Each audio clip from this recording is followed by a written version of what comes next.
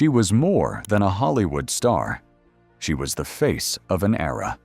Marilyn Monroe, born Norma Jean in 1926, rose from a troubled child to become the most famous woman in the world. With films like Some Like It Hot and Gentlemen Prefer Blondes, she turned beauty, charm, and vulnerability into a career that captured millions of hearts.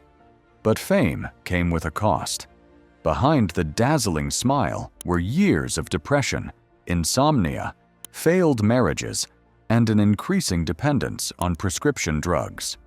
By the summer of 1962, Marilyn was battling emotional lows and constant media pressure. Rumors of her affairs with President John F. Kennedy and his brother Robert Kennedy only added fuel to the public's obsession.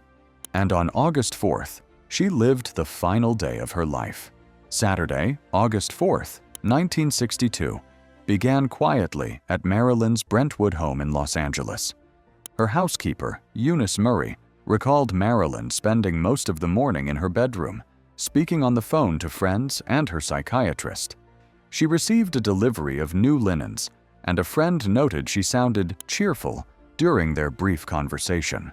But others later said there was an undercurrent of sadness in her voice. Around midday, Marilyn met with her publicist over the phone to discuss possible new film projects, a sign she still had plans for the future. However, as the day wore on, her mood seemed to shift. Some calls ended abruptly, and she spent more time alone in her locked bedroom. Outside, the world still saw her as a glamorous icon. Inside, she was quietly withdrawing. By early evening, Marilyn received a phone call from actor Peter Lawford, a close friend and brother-in-law to the Kennedys. Lawford later recalled that she sounded strange, her voice low, almost drifting. She reportedly told him, "Say goodbye to Pat, say goodbye to the president, and say goodbye to yourself because you're a nice guy." Alarmed, Lawford tried to keep her talking, urging her to meet friends that night, but she grew quieter until the line went silent. When he called back, the phone rang unanswered. Inside the Brentwood home, her housekeeper Eunice Murray noticed the bedroom light was still on well past 9 p.m. The air felt unusually tense, heavy. Murray claimed she sensed something wasn't right, but hesitated to intrude. Around 10:30 p.m., growing uneasy, she phoned Dr. Ralph Greenson, Marilyn's psychiatrist. He arrived quickly and knocked on her door. No response. The house had fallen silent except for the faint hum of the night air. It was the kind of silence that told you something was wrong.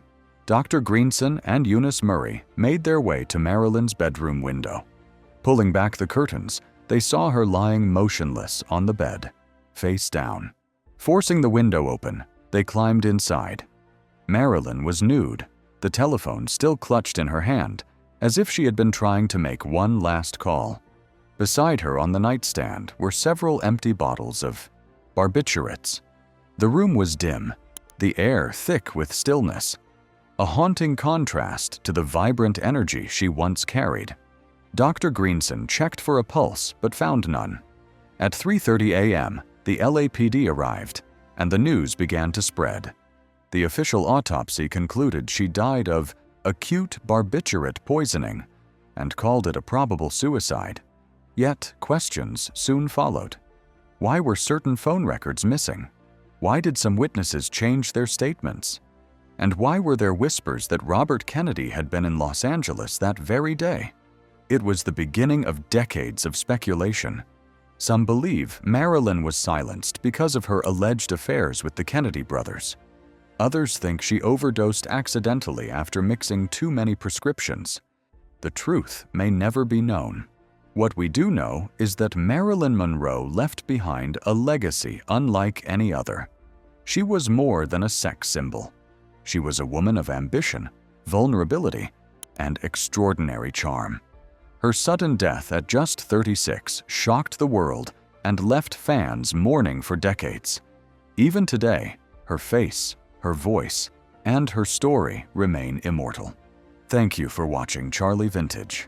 If you believe in keeping Hollywood's legends alive, like, subscribe, and join us for more timeless stories.